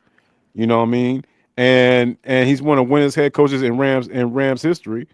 And he's done all this. He hasn't even turned 40 yet. right. So They won the MC West again, but my concern is this though. And I understand injuries play a role in everything, but the 49ers, who they for the most part for almost all year didn't have a Christian McCaffrey. They didn't have Brandon Ayuk. And we saw some of that luster go off the off the offense, man. Particularly from Brock Purdy. Do you think Brock Purdy, man, showed his real stuff this year, or was this an anomaly and he's still a good quarterback, bro? Now Purdy and those 49ers, man, I think that's a tricky one, man. That's one that I haven't really still been able to put my finger on either, because I mean they were just in the Super Bowl a couple years ago um, against the Chiefs, and that was a great year for them. You know, shout out to Trey from Trey Nene, who's a big 49ers fan. For sure. I would like to get his take on his team one day. But yeah, I think first of all, we're not gonna. One thing we cannot take away is that Brock Purdy is a great fucking quarterback. Like he's a great quarterback. They have a great team. I mean, and in San Francisco, I mean, it doesn't get more legendary than San Francisco 49ers Yeah, San Fran quarterback, absolutely, bro. with Montana and Steve Young and all that great stuff. Jerry Rice. I mean, come on, man. I mean, that's a whole nother story. But um, when it comes to the 49ers, man, I think next season is going to really be the tell all. Whatever Hmm. they're able to do, if they crumble again next season, then it's going to be like I don't know, bro. I don't know. It might be time to. Well, they're not going to have Debo Samuel because Debo Samuel's trying to get up out of there, man. And the 49ers, the news dropped yesterday that they're going to go ahead and let him grant him a trade. So if he wants to leave, he can leave. I, So it's going to be a total. And on top of that, man, you know, got guys like Kittle, they're not getting any younger, bro. Kittle not getting any younger. CMC not getting any younger. Um, and Debo wasn't getting any younger. And the thing about Debo is, it's not like I mean he'll get signed, but it's like the injury factor is going to be play a big part in it. You know, Debo is another one that can't stay healthy. You know what I'm saying? He every time you turn around, Debo has some kind of injury. You know Right. what I'm saying? So, but I mean, I personally don't feel like them not having Debo is going to be a big deal. So, I mean, it's not like, oh, Debo Samuel's leaving, they're done. No, that's not the case. So, I um, feel you. That in makes off sense. season, I feel like they'll do some rebuilding and get some new pieces in, and you make sure they get Brock Purdy, you know, whatever he needs, and I think they're gonna be okay. Hey, man, I'm a firm believer in John Lynch, bro. Yeah, I mean, yeah, that's another great point. You know, it's John Lynch too. So, Yeah. What's up, Vicky's World? Shout out to Vicky's World in the what building. up, sis? What's going on, Biggie's World? Appreciate you, Vicky's World. Vicky's World. Real. Before we move on, I got to holler at Vicky right quick. And I was in my living room, man, and of course I got the infamous fan. For those of y'all don't know, in my boot bonds I did, the fan was the star of the show. My fan, yeah, saying actual fan. And I remember I brought that fan to train these content creators, their meet and greet, and I had everybody sign it. And I remember Vicky from Vicky's World went there, a big old smile on her face, signed my fan and everything. So I looked at the other day, I was smiling. Vicky signed it. Tag for Short signed it. Real Ralph and Migaboo signed. Who else signed that damn thing, man? Cowboy MRTV signed it, man. So good times. So every time I see Vicky's World, I think about my fan, man. That's all I gotta say. That's all I gotta say right there, man. But with that being said, let's go ahead and go move on to the NFC East, man. Oh God, Yes, sir. you already know why I said that. What team I'm talking about? You talking about the what, the Cowboys. Giants or Cowboys? Cowboys, man. You know what I'm saying? They got a new coach. I don't think it's gonna change anything.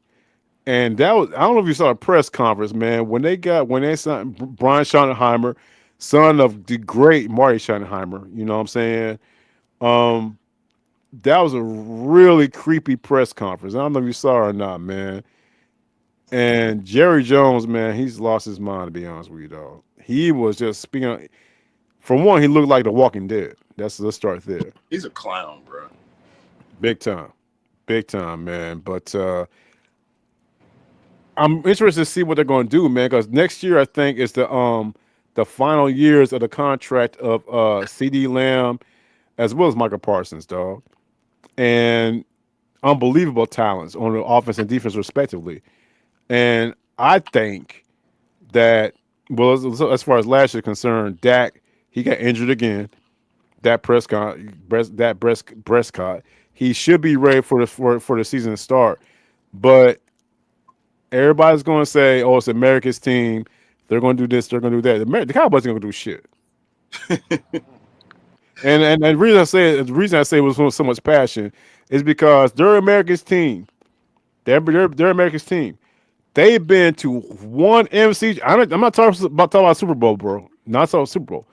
They've been to one MC championship game, bro, in over 30 years. One. It's been more than 30 years since it's been to well, actually it's been about 29 years. I take that back. It's been 29 years, excuse me. But they're America's team.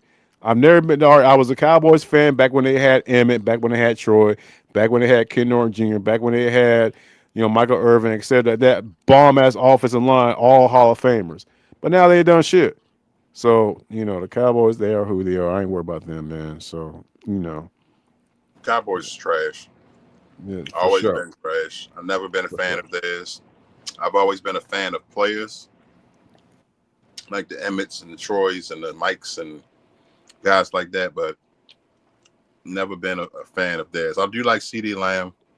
Yeah, yeah. Man, Problem. Vicky said it best. Until Jerry Jones goes away, which he's not. Mm-mm. He'll Mm. go away, man. When he stops breathing. That's when he goes away. That's it. The Cowboys will continue to suck, bro. They will continue to suck. Dak is not it for me. I think that me personally, I feel like injuries are going to be a problem for him in the future. I hope that's not the case. I don't wish that on nobody, but I feel like that's going to be his problem in the future. I really don't have much to say about the Cowboys. I really can't. I really can't stand the Cowboys. Never have, never will. Well, And whatever happens to them, happens to them. I really could give a damn, really.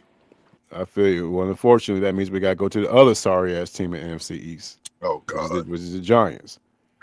Dude, I ain't never seen a team so damn sorry, bro. I mean, these fools had I think four starting quarterbacks in the year. They had what Brown, what was it? God, DeVito, uh, Trash. all of them trash, bro. And can you imagine being a New York Giants fan and you having Saquon Barkley? Mm-hmm. You let him go to a division foe, and he turns around and wins a goddamn Super Bowl. Man, what? I know them fans. I know them fans pissed off, and I know quite a few Giants fans. So yeah, it was just it ain't even wasn't even just this year. It's been bad for the Giants have been trash since Eli left. And on top of that, they decided to keep the entire coaching staff. Yeah, the Giants have been trash since Eli left, and even when Eli was there in his last couple of years, they was trash. You know what I'm saying? So the Giants, that's just a bad organization, and such a for them to be in New York. Well, I guess you could say in Jersey, but um, East Rutherford, Jersey. Yeah, Jersey. Yeah, they're not in New York, New Jersey. Yeah. But yeah, I mean, it's just they just a bad team, bro. They just another one, just like the Browns, man. It's not even much to say on them except they ain't really And much. it's such a shame, bro. Because I remember they had Parcells, man. Even Jim Foster when they played you guys in the Super Bowl, dog. I remember, bro. I remember the Odells. I remember the Tiki Barbers and uh what's my man name? Michael Strahan, No, not just Strahan. What's the other guy name that played? Blacksville Bears. No, he played defense. And he Oh, played defense. What position he played? man, He man. played defense. Yeah, he played defense for the Giants.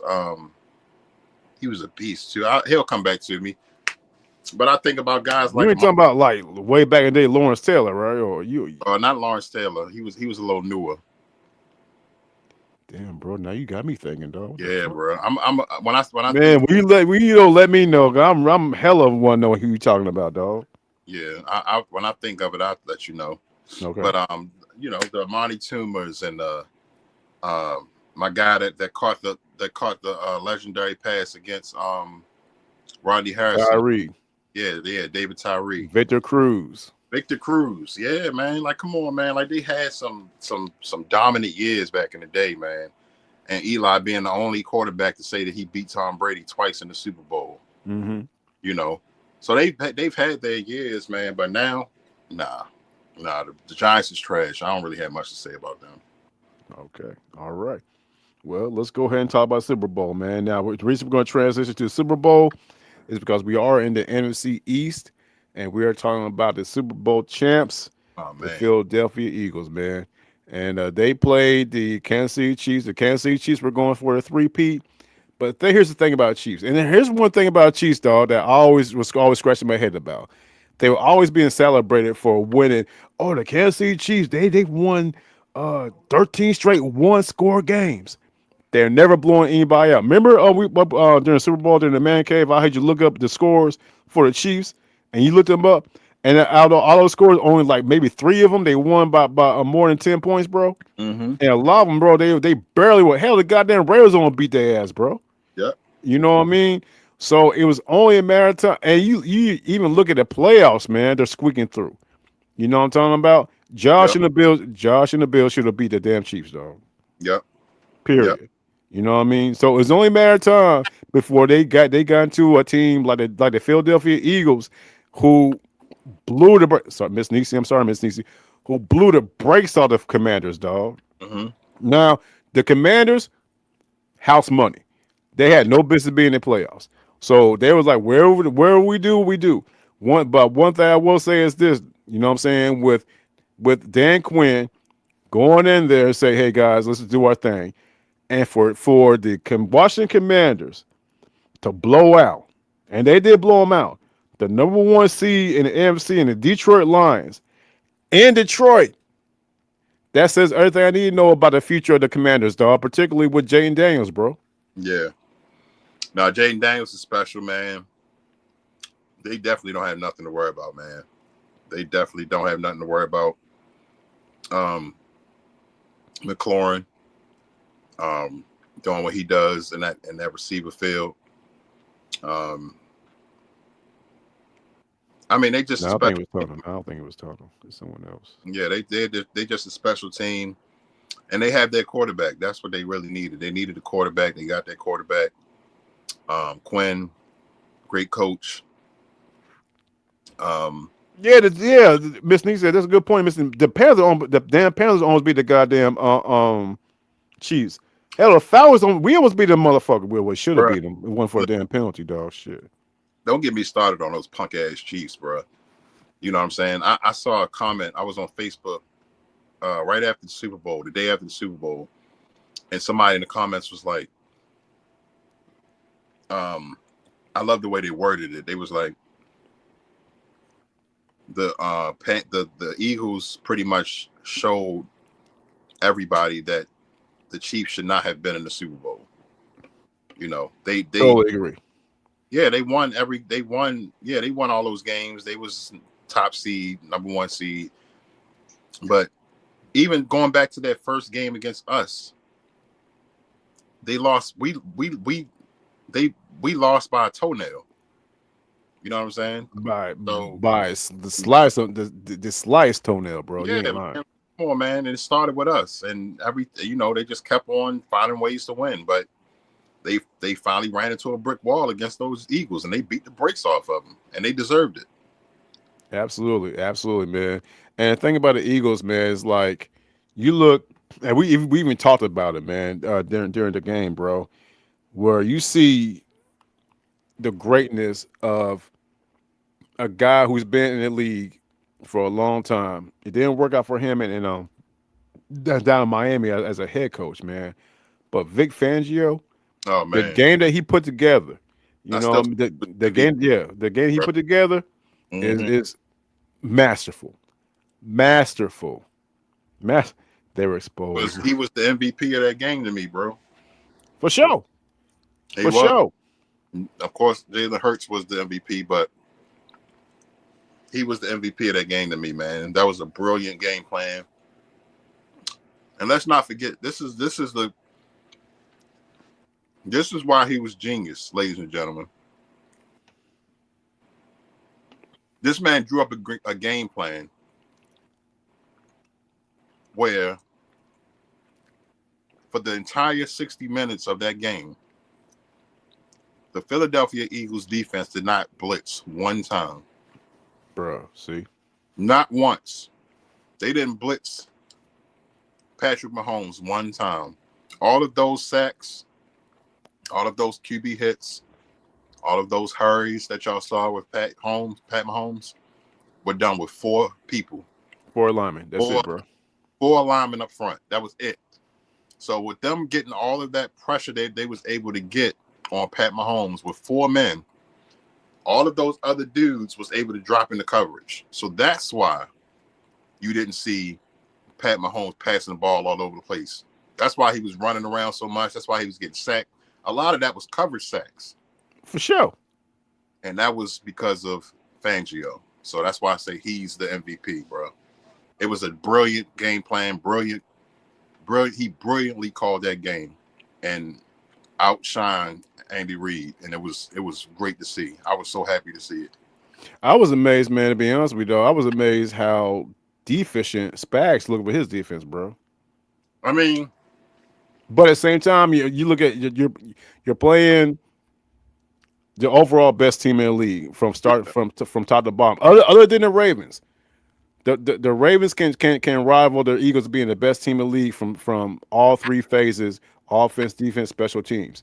When you had the Eagles having Jalen Hurts, Saquon Barkley, the offensive line, Devontae Smith, AJ Brown, you know what I mean, Dallas Goddard, and then you flip it on the side of that defense, man. You know what I'm saying? You know what I'm saying? With Jordan Davis, you had you know what I'm saying, Jalen Carter, all those guys, man. So it's what can you do? What can you do, man? And Kellen Moore, the offensive coordinator, who's been down up gems all year for the Eagles, and now he's doing his thing down in New Orleans, which I'm terrified to be honest with you. We'll see what happens with that because now you got Kellen Moore and that offense doing his thing down there in New Orleans, but New Orleans has nowhere near the personnel that the Eagles have. So I'm not that much worried about it, dog, man. the better team won, bro. Yeah. Overall, I mean, the Eagles showed their dominance throughout the year, especially with Saquon. You know, doing what he did the whole season. I'm very far from an Eagles fan. I never really cared for the Eagles that much over the years. I was a big McNabb fan Mm-hmm. early in his career, but I never really was a big Eagles person. Like I always had been a fan of Andy Reid's, even back in his Eagles days. Mm-hmm. Um, but I'm not a hater though, and I'm Right. very happy for a person like a Saquon Barkley, who I feel like was wasting his years away with the New York Giants, Absolutely. and be able to come over to a division rival and spit in their face pretty much and be like, look, y'all, they were able to do with me what y'all weren't able to do. What y'all were able to do, and Miss Nisi, I don't think they were. Well, no, I know for a fact the Chiefs weren't cheating. It's just that from the naked eye, from a fan's point of view, you're looking at these calls that Chiefs were getting. How can you not think that something crazy was going on? Yeah. You know what I'm saying? So yeah, even Vicky's world said, yeah, I wouldn't put it past him. You know what I'm saying? So you know what I'm saying? No, the So Ravens cannot. Eagles played them this season and trashed the Ravens.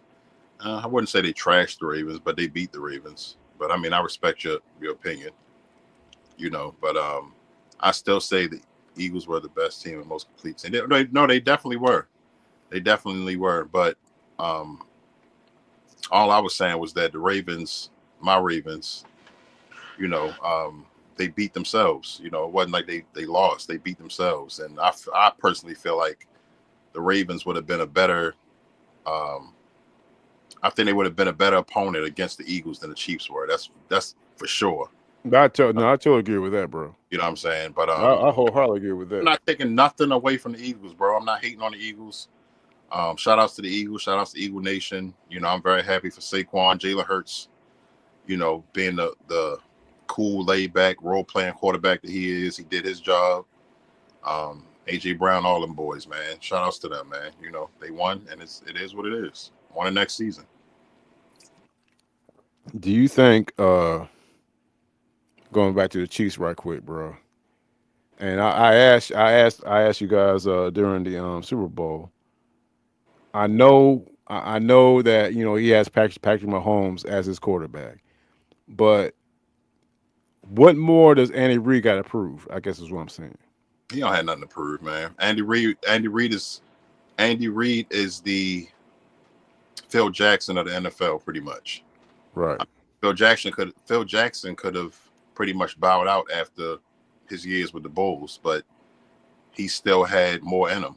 You know what I'm saying? So he went to the Lakers and won some more, you know, with Kobe and them. So, um, you know, I just think right now at this point, Andy's just doing what he loves to do. It has nothing to do with him having anything else to prove because he really doesn't have anything else to prove. You know what I'm saying? I mean, How many more you think he has in him? I give him at most, I give him three, two or three, Mm-hmm.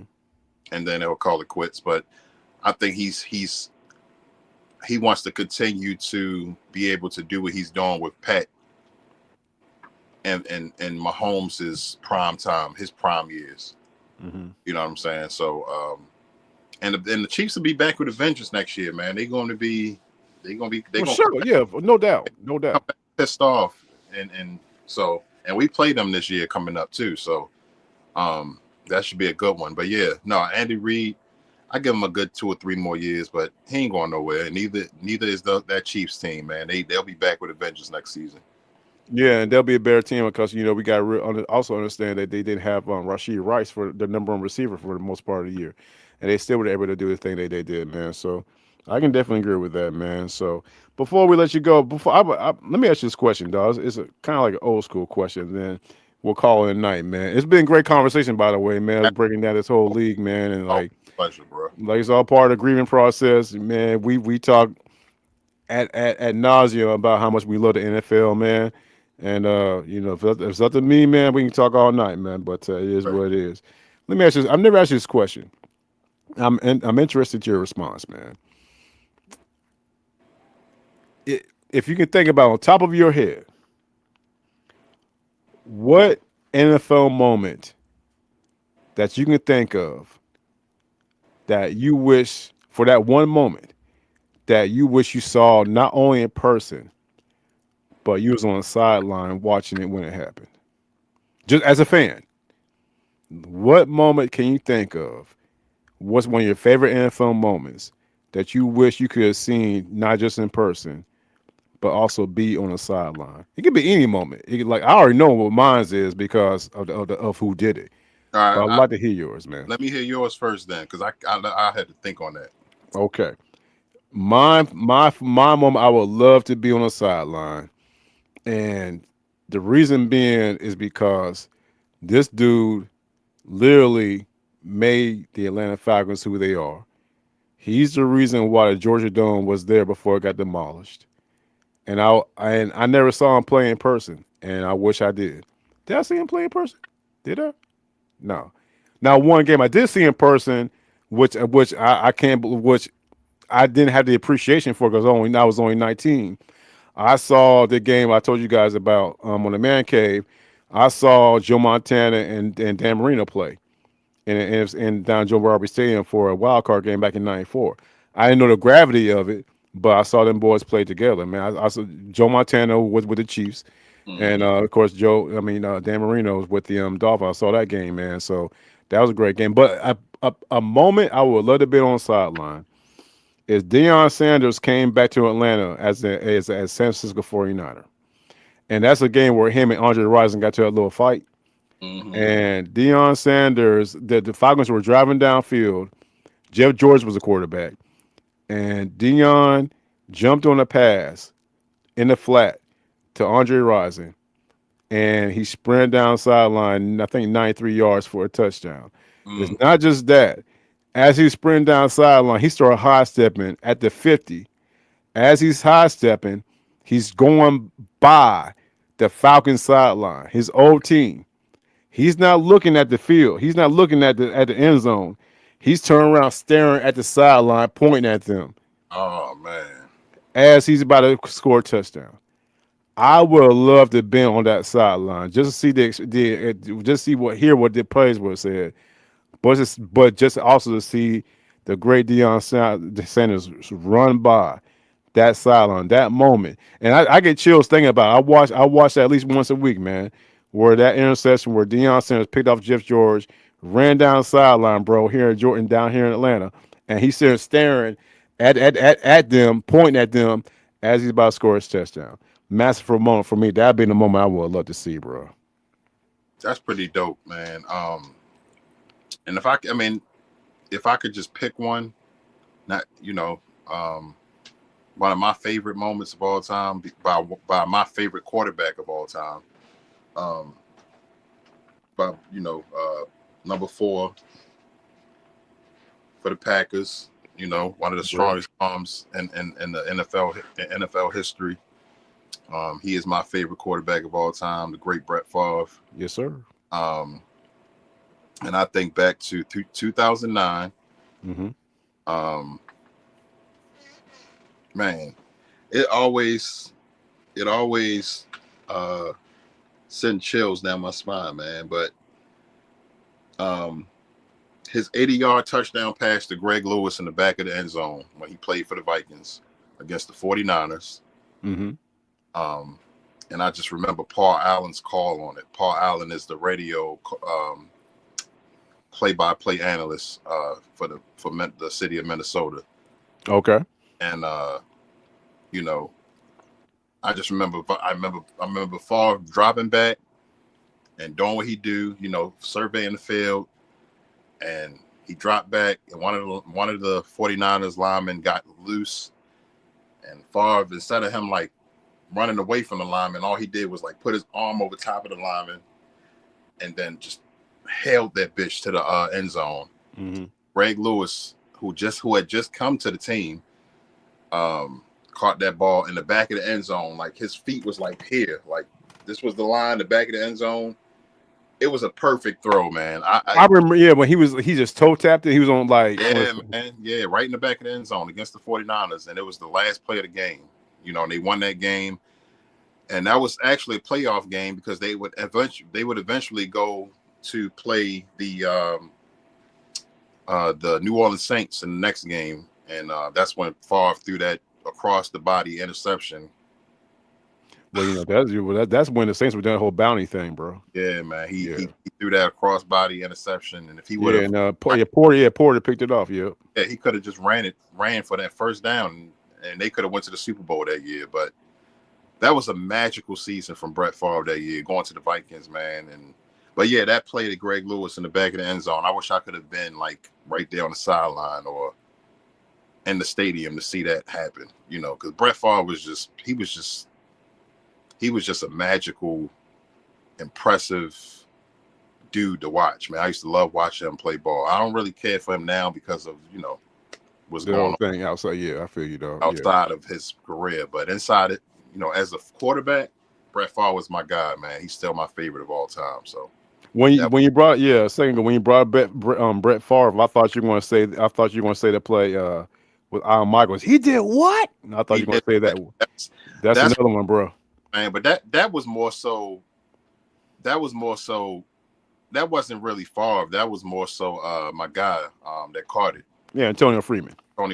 Yeah, that was, and Al Michaels. His call was really the highlight of that one. You know what I'm saying? That's true. I feel you on that. That's true. Yeah, the call made the play pretty much. Yeah. And then of course, his performance against the Oakland Raiders, that the game right after his father passed away. That was always special. That's one of his Monday night game, bro. Yeah, that was a special moment. I mean, I actually dropped tears that night when I watched that one. To see him come out and play the way he did, and to have one of his best statistical games of his career right after his father passed away. and the emotions that was running through him was pretty special to watch. You know what I'm saying? So, but yeah, man, shout out to my man Brett Favre, man. But that would be my play. That's yeah, the Greg Lewis one, man, and that was a hell of a catch by him, bro. Oh yeah, oh yeah. I I mean watch. that toe tap he did, bro. Yeah, that one. If it pops up on Facebook or I find myself just going to it randomly on YouTube, but just to hear Paul Allen call it, it was just it sent chills up your spine to see it, and the celebration afterwards and everything, man. It was just dope to see. Man, we're gonna have to do this again, man. We're gonna have to talk about the old school. Well, we can talk about old school all the time, man, Yeah, but we man. gotta talk about one of these Listen, days, man. We gotta do the old school announcers from back in the day, bro. How come about on, that, man, listen, man? bro. Running back was always special, and you know how me and you do, man. Whenever you need me, bro, you know I'm here, man. Just let me know. We can get it in. For sure, for sure. Pause. Pause. That was wild. Goddamn pause, nigga. That was wild. I apologize. Hey, man. Hey, hey, man. It's been a treat, bro. But like, hey, let us know, man, where we can find you and let everything going on with you and your beautiful queen Sharice, man, on CJ Sharice, bro. Man, yeah, man. It's just the channel CJ and Sharice, man. We do mukbangs. We do vlogs. We have our own show called The Social Den where we just touch on everyday uh, topics. From business to family to love to uh, everything, man. We've touched on everything. We're 3 seasons in. We had a lot of great guests, Deboe being one of them Yes, sir. on our on the show. So yeah, we got the Social Den. We do a lot of community work over there, which we also Vicky's been on there, right? She been on oh, social then. Yeah, for oh yeah, sure. Yeah. Vicky, yeah, Okay. Vicky been on there. But yeah, man, we got vlogs, we got mukbangs, we got the Social Den, we got community work, we do lives, and it's just a fun place, man. We've been doing YouTube for a little over 4 years now, and or 5 years now. Yeah, it's been about 5 years now. So, uh, but yeah, man, y'all can come holler at us, man. CJ Sharice, man. It's me and my wife. My daughter is also involved in the channel as well. And yeah, man, I'm just happy to be here, man. And Debo, I appreciate you, bro, as always, for having me. Oh man, you already know the deals, man. Shit, whenever man, I already had this plan, you know what I'm saying, to do the recap, man. But whenever I do NFL recap, man, without you, man, it'd be incomplete, bro. So you know how to get you on here, Appreciate dog. that. You know what Appreciate I mean? So and thank everybody who came on, man, and vibe out with us. Like I said, my man CJ, check him out, CJ Sharice. You already know, check your boy out right here, Debo Vibes, where I'm doing the sports dive and doing other great here. Of course, doing my foodie thing and all that good stuff, man. And thank all y'all for coming by. You know what I'm saying? Five because I'm on six Oh yeah, years. right, sis. Yeah, exactly. Yep. Yep. We came a year after sis, so yeah. Oh, for what YouTube? Yeah, YouTube, yep. Yeah, damn, bro. I'm on. Yeah, it's been a Damn, yeah, me too, bro. yeah, Me too. Hey, but hey, I wouldn't have any other way. You know what I'm saying, bro? absolutely, Real talk. Real absolutely. talk, man. Well, thank everybody for coming by. We'll vibe out soon and share it. Excuse me, bro. Share us out, man. CJ and Sharice, CJ and Sharice on YouTube. You'll be happy that you did. They do great things on YouTube, man. YouTube community, but overall, great couple, man. And thank all y'all for coming by. It's been a great pleasure. And we'll chop it up with y'all soon, man. It's your boy Debo right here. We'll vibe out soon. And peace out, y'all. All right, peace, everybody. Sir. Have a good night, bro. Yes, sir. You do the same, bro. All right, peace.